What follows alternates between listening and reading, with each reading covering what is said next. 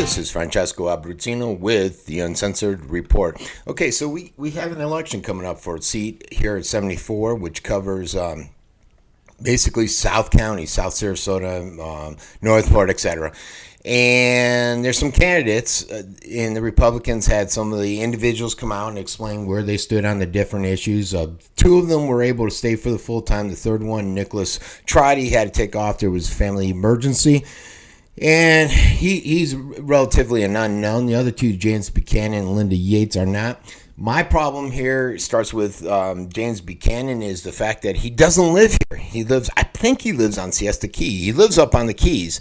And so how does he know what's in the best interest of us folks down here in South County, which are a lot different than the folks up there in North County?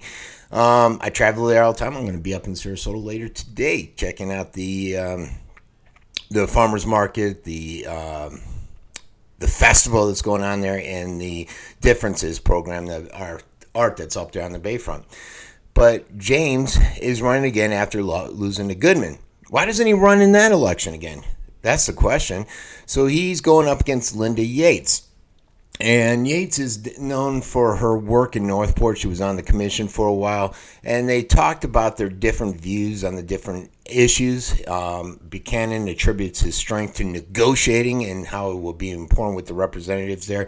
Yates talked about her experience on the Northport Commission and how those 8 years will help them.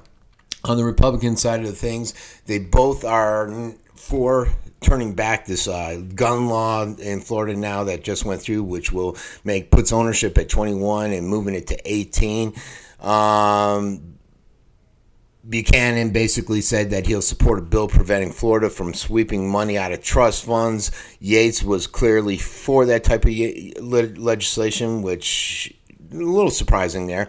River Road, Buchanan said he's for widening it, which you'd have to be incompetent not to be for that, because basically if you live down here, it needs to be widened, it needs to come quick. The only the thing that I have issues with, and I think Yates was integral in this, and I'm not positive, so don't quote me on this, and maybe I shouldn't say it, but all these Northport commissioners pushed for the Atlanta Braves Stadium, saying it would not impact the taxpayers, but it clearly will. We've seen that just a small amount with the Northport folks, but where it will is indirectly, like on River Road, because now we got to push that up on the timetable, which means that us locally will have more. It'll have more impact on what we have to contribute. Whereas the old plan, it was going to come out of federal dollars and different dollars, where it would not have impacted us as much directly. Also, just on the overall congestion and stress levels of dealing with the increased traffic once spring training and the stadium gets going in 2019, and how it will impact us there, along with Westfield Village. So Yates was on the commission approving the Westfield Village and all this homes that are being built there, but she did not look at the infrastructure. That's one of my issues with Yates. Now Buchanan, he wasn't a part of that because the fucker doesn't live here.